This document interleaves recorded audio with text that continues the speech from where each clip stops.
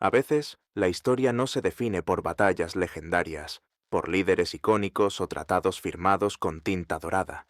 A veces, todo se reduce a un solo instante, a una decisión no tomada, a un cable no cortado, a un saboteador que casi logró su cometido. En los oscuros pasillos de una instalación militar estadounidense, bajo toneladas de concreto y protocolos diseñados para ser infalibles, la humanidad se asomó al abismo de su propia extinción. Y lo hizo no por culpa de un enemigo extranjero, sino por uno que hablaba su idioma, vestía su uniforme y conocía sus sistemas mejor que nadie. Hoy vas a descubrir una historia clasificada durante décadas, una operación que no aparece en los libros de historia, una amenaza que no vino del cielo, sino desde las entrañas mismas del sistema. Este es el día en que estuvimos a menos de un segundo de destruirnos con nuestras propias manos. Suscríbete al canal, deja tu me gusta si te apasionan las historias ocultas de la Guerra Fría, y prepárate para una narración que podría cambiar la forma en que ves la seguridad y la traición. Base Echo 12. Somewhere en el desierto de Nevada. La instalación era una de las más seguras del país. 3 líneas de verificación, códigos encriptados, personal seleccionado con pruebas psicológicas rigurosas. Allí, bajo una bóveda reforzada con acero blindado, dormían en silencio 3 ojivas nucleares, Mark 28, listas para ser lanzadas en caso de una guerra termonuclear total. La atmósfera dentro del búnker era aséptica. Pantallas parpadeantes, pitidos regulares y un zumbido constante de electricidad estática en el aire. Solo unos pocos hombres y mujeres tenían acceso a la sala de control primaria. Uno de ellos era Richard Kane, ingeniero jefe del equipo de mantenimiento electrónico. 35 años, meticuloso, poco hablador. Nadie lo conocía realmente, pero todos confiaban en él. Y eso fue el primer error. A las 2:13 de la madrugada, una alerta silenciosa se activó en el subnivel 4. Desalineación en el módulo de verificación T-43. Algo menor, común incluso. El sistema fallaba a veces, o eso querían creer. El operador de turno, teniente Harold Weiss, revisó los logs y llamó a Kane. En menos de 15 minutos, el ingeniero ya estaba en el módulo con su maletín. Lo que no sabían era que dentro de ese maletín había un dispositivo del tamaño de un encendedor, diseñado para introducir una microinterferencia en el procesador central del sistema de autentificación. Un implante que, si se activaba correctamente, permitiría simular una orden legítima de lanzamiento. Kane trabajó durante 22 minutos. Sonrió al finalizar. Nada sospechoso, solo un hombre haciendo su trabajo. A las 3:46, otro error técnico. Los sensores térmicos de la ojiva número 2 se desactivaron por 1,3 segundos. Un microcorte. El sistema lo ignoró, pero Kane no lo hizo. Él lo había provocado. Era solo el comienzo. Richard Kane no era quien decía ser. Había ingresado al sistema militar con documentos legítimos, referencias verificables y un historial académico impecable. Lo que nadie sabía es que, durante 2 años antes de ser asignado a Eco 12, había viajado por Europa del Este bajo nombres falsos, que había sido captado por una organización clandestina con un objetivo claro: provocar un accidente nuclear controlado que pudiera desatar una guerra. El grupo no respondía directamente a ningún país. No era soviético, no era chino. Era algo peor. Un grupo de ideólogos radicales convencidos de que el mundo necesitaba ser destruido para renacer sin fronteras ni gobiernos. Kane era su carta oculta. Con acceso a los módulos internos de autentificación, comenzó a modificar los registros digitales, eliminando rastros, reescribiendo protocolos de control, alterando secuencias de verificación.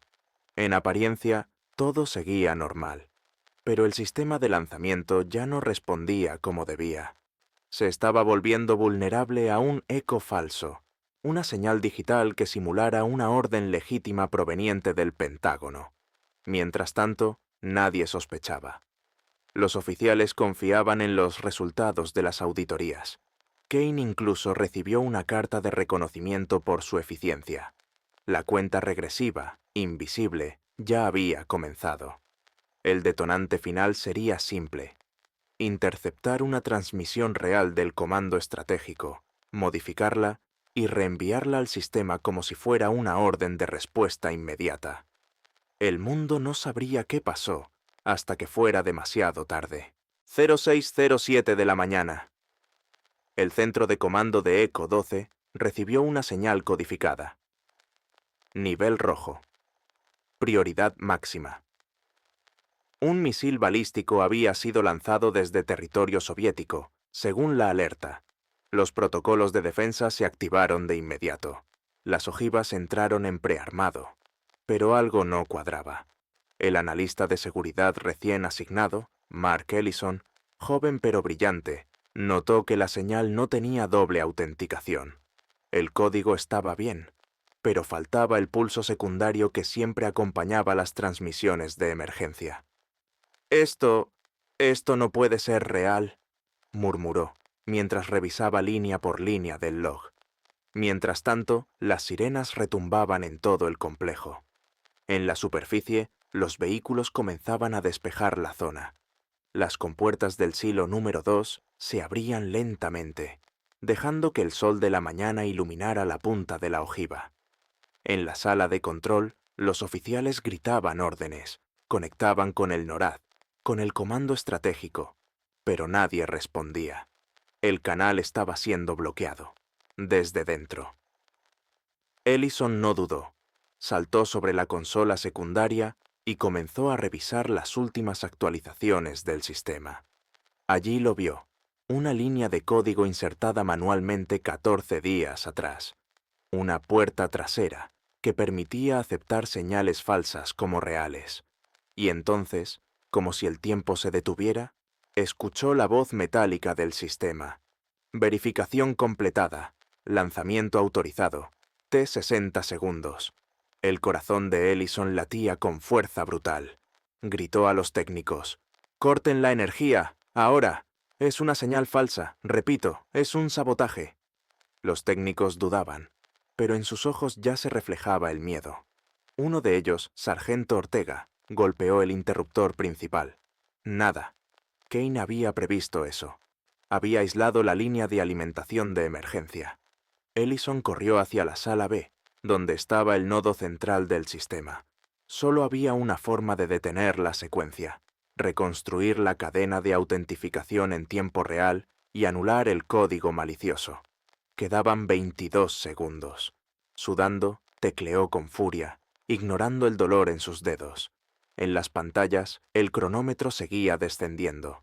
20, 19, 18... Un error de sintaxis. Corrigió. Siguió. 15, 14. Los sistemas de guiado activados. 10. Una luz roja comenzó a parpadear en la consola. 9, 8, 7. Y entonces, una línea verde apareció. Anulación parcial del código autorizada. Secuencia suspendida. Error de sincronización detectado. El sistema entró en pausa. La ojiva no fue lanzada, pero el reloj no se detuvo del todo. Había más, mucho más. La ojiva no fue lanzada, pero el sistema no interpretó la pausa como una victoria. Al contrario, detectó una anomalía severa en la cadena de comando, una interrupción abrupta y no autorizada en el proceso de lanzamiento. Y entonces, lo peor sucedió. Se activó el protocolo final, un mecanismo secreto creado durante los años más oscuros de la Guerra Fría, diseñado para garantizar el contraataque nuclear incluso en el peor escenario, si la cadena de mando humana era destruida o neutralizada. La computadora central asumió que la base estaba bajo ataque, que los operadores habían sido eliminados o estaban siendo manipulados. El sistema ahora tenía la autoridad de lanzar las ojivas sin intervención humana, a menos que todos los operadores vivos cumplieran una prueba biométrica inmediata para demostrar su consciencia e integridad mental. El sistema emitió la orden: iniciar secuencia de validación humana. Tiempo restante, 180 segundos. Pánico. Los técnicos corrieron hacia los módulos biométricos, escáneres oculares, pruebas de presión arterial, verificación de respuestas cognitivas básicas. Todo debía completarse en menos de 3 minutos. Y no todos lo lograrían. El teniente Harold Weiss sufrió un desmayo al intentar completar la prueba. 2 operadores más presentaban niveles de adrenalina tan altos que sus escaneos eran rechazados. El sistema comenzó a marcar fallos. 1, 2, 3. Richard Kane, por su parte, observaba todo desde una sala secundaria, a través de las cámaras de vigilancia. Ya no necesitaba ocultarse. Su plan estaba casi completo. Solo necesitaba esperar que el sistema hiciera lo que él había orquestado: autodestruir. Pero no contaba con algo. Mark Ellison aún tenía acceso al núcleo de datos. Mientras los técnicos luchaban por demostrar que estaban vivos, Ellison conectó un bypass a la terminal de diagnóstico. Era una medida desesperada, pero tenía una idea: reiniciar el proceso de validación y reintegrar el control humano. Necesitaba el código maestro.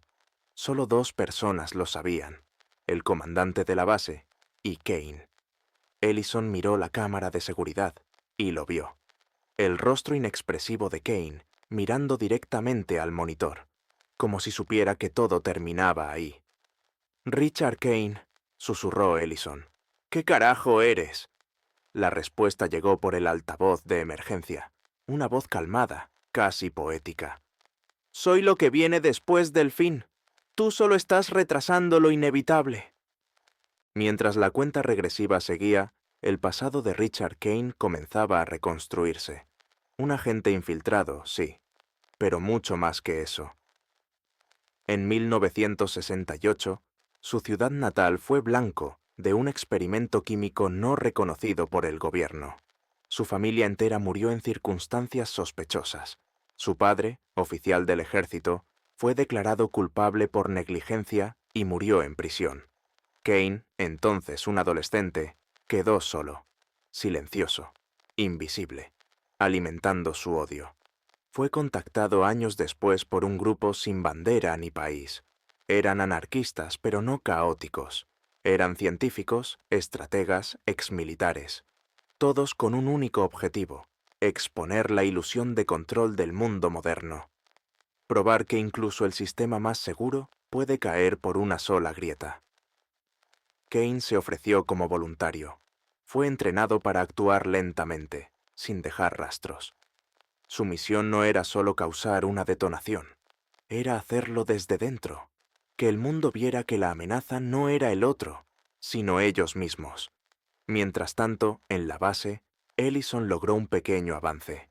Usando un protocolo antiguo, encontró una forma de anular el sistema biométrico automático si lograba demostrar que el protocolo final había sido activado de forma fraudulenta. Para ello, necesitaba la prueba: el código que Kane había insertado. Y entonces ocurrió lo imposible. Kane, por alguna razón, lo envió voluntariamente. En el monitor apareció una línea de texto: «Este sistema necesita morir, pero tú decides si lo hace hoy». Era un juego mental, una prueba, una última decisión. Ellison lo tomó sin vacilar. Los monitores marcaban 000.7, menos de un segundo. Ellison ejecutó la línea de código corregida. El sistema se congeló. El pitido de lanzamiento cesó. Las compuertas se cerraron. Las ojivas volvieron a su modo inactivo. El silencio se apoderó del búnker. Kane fue detenido por el equipo de seguridad minutos después. No opuso resistencia. Sonreía. «El sistema ya está muerto», dijo simplemente. Y en cierto modo, tenía razón. El incidente provocó una investigación interna de proporciones colosales. Todos los sistemas nucleares fueron auditados, cientos de empleados reubicados, protocolos reescritos. Y aún así, muchos de los archivos fueron clasificados permanentemente. El mundo nunca supo cuán cerca estuvo de desaparecer. Richard Kane fue encerrado en una instalación de máxima seguridad. Nunca habló de nuevo, ni una palabra. Mark Ellison renunció un año después. Se mudó lejos de todo. Nunca dio entrevistas, ni escribió libros. Pero dejó una nota en su informe final. Una sola frase. Lo más aterrador no fue estar a punto de morir. Lo más aterrador fue descubrir lo fácil que era matar al mundo. La humanidad teme a lo desconocido, al extranjero, al misil que cruza el océano. Pero a veces, la verdadera amenaza está en casa, en la rutina, en la persona que se sienta junto a ti en la cafetería del trabajo, en el técnico que dice que está aquí para arreglar un cable. Este fue uno de esos días. Un día borrado de los libros, oculto tras informes y protocolos. Un día en el que una única mente casi cambió el curso de la historia. Pregúntate, si te dijeran que mañana puede ocurrir lo mismo, ¿dormirías tranquilo? Déjanos tu comentario. ¿Qué harías tú si descubrieras que el mundo casi termina por culpa de uno de los nuestros? Y recuerda, la historia no siempre es contada por los vencedores. A veces, sobrevive gracias a los que supieron detener el reloj justo a tiempo.